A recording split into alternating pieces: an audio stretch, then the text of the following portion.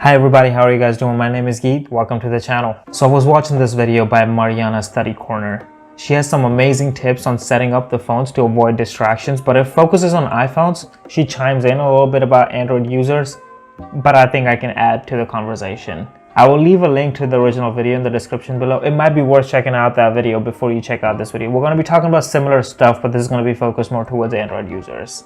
Before we get started, we need to realize you and I are both guilty of spending hours and hours on our phones just scrolling through endless photos and videos, when we should be spending our time more intentionally. The truth is, our phones don't have to be these evil devices of doom.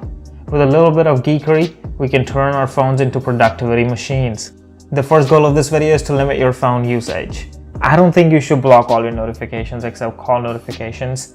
If we're getting real about it, and if you're anything like me, nobody calls you no matter how urgent the matter is. With Android Oreo and up, you should be able to disable notifications selectively. Because of this, you don't have to block all your notifications, but you should block all those notifications that are not coming from another human, but an algorithm. For instance, WhatsApp sends me notifications about chat backups, app alerts, and a bunch of other things I don't really care about. I can just block those. And for the notifications that really matter to me, we have Daywise. Daywise is an Android application that monitors your incoming notifications. The app dismisses the notifications as and when they come, but it holds it in the memory to be shown as a part of a curated feed of all the notifications that you have missed since you last checked your phone. In Daywise, you can choose to be notified about the curated list of notifications at whatever time you think is appropriate. It also allows you to filter important applications and contacts to avoid missing important notifications. Along with Android Oreo, Android also started supporting notification badges.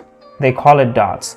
I would recommend disabling dots altogether. There is no reason for you to have a number or a dot showing up on an app icon that bothers you, breaks your productivity streak, and if you happen to see a number that's large enough to cause stress, that's also not good for your productivity. The easiest way to do that is to install a third-party launcher and do not provide it notification privileges. I would recommend Nova Launcher. Keep that in mind because Nova Launcher is going to come up again in another section of this video.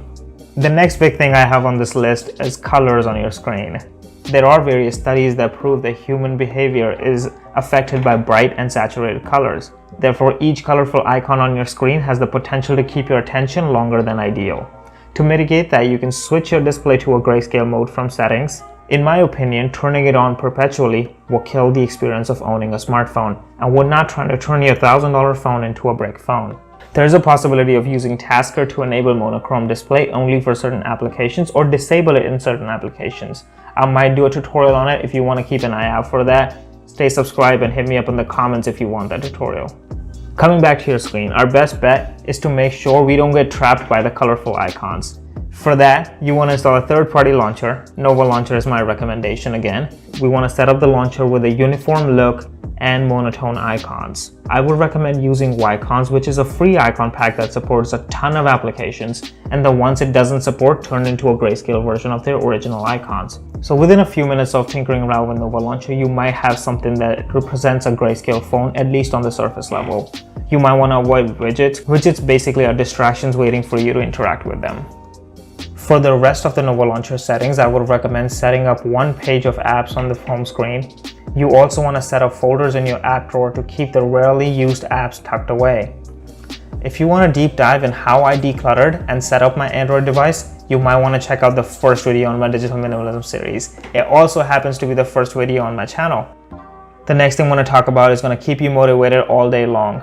We're talking about backgrounds. You want to choose your backgrounds very selectively, and since you're going to be using it as a reminder that you see every time you unlock your phone, you want to have a background that reminds you of your goals and motivates you to stay on track. I would recommend making some of your own and switch them daily to make sure they don't become too familiar and go unnoticed. I use a Galaxy Note and my amazing handwriting to make my own backgrounds with my favorite quotes. This is my favorite quote right now, and I'm looking for some new ones. If you want to help me out, please write down your favorite motivational comments in the description below. And if this video helped you in any way possible, please go down below and hit that like button and subscribe to the channel. And if you want more videos about productivity, minimalism, technology, I don't know why you haven't subscribed yet. Anyways, thank you for watching. This is Geet.